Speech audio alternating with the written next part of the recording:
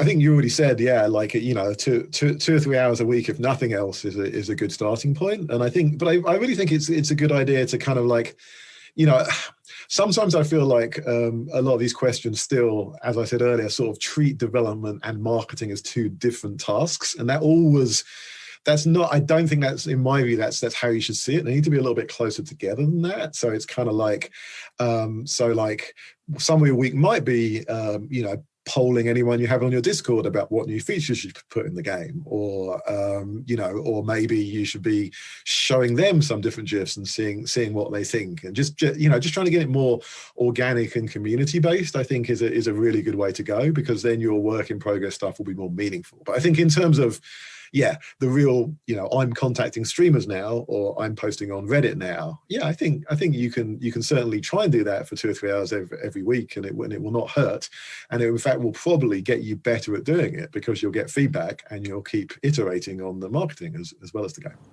Yeah, exactly. That's what I love about social media and marketing is you make this game idea up. You don't know if people would actually buy it. You just don't. Like in your head, it sounds like a great game.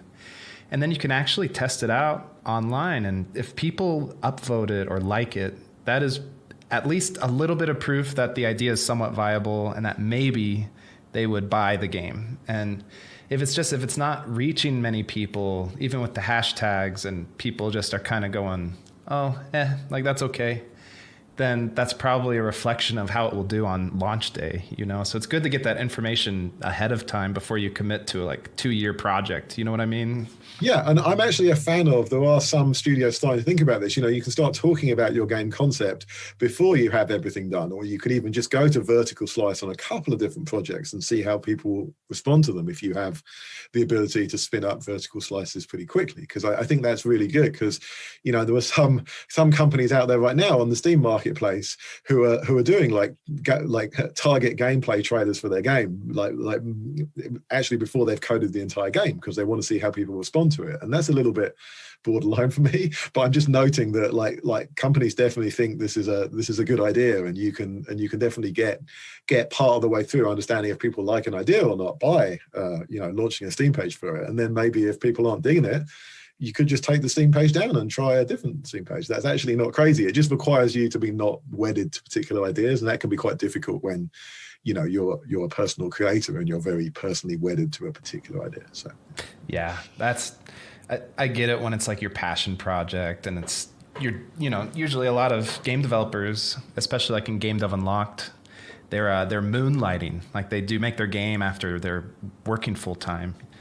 So I get like it's hard to like not be wedded to an idea, but I think you can have both. In my experience, you can have the best of both worlds if you can compromise certain things. And I call it like wisely compromising your values.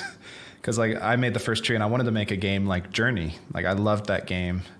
And then it quickly became clear to me that my game would not be anything like Journey. Because how could I recreate the efforts of like the most talented artists in the industry working for 5 years in a big team when I was just working by myself for 2 years and I had a full-time job. So, but it still worked out. I still like, you have to get the game presentable, I think, but it doesn't have to be perfect. And that's what I tell people, like just get the parts of your idea that are most exciting and maybe cut out all the rest and try to keep it small. Yeah, and I think finishing the game is the important bit. I would also say, like, I don't think you should be too mercenary about this. You're right. If it's your personal creation, you shouldn't be like A/B testing 8 ideas. You should just be going with the idea that you're the biggest fan of, and then thinking very carefully about the right way to present it. Because that is something I've noticed. I think if you're much more upfront about like what the game plays like and what the style of game is, and maybe other types of games in similar genre that people might like, then that can be really good, and it's much more direct marketing versus sometimes people get a little lost in, I think, their game's story or or what they think their game's message is, and that doesn't market so well. I think you do need to get a little bit more towards what's the actual gameplay, what do you actually do, and that's sort of the message people are looking at, and then you can sneak the really cool story stuff in later.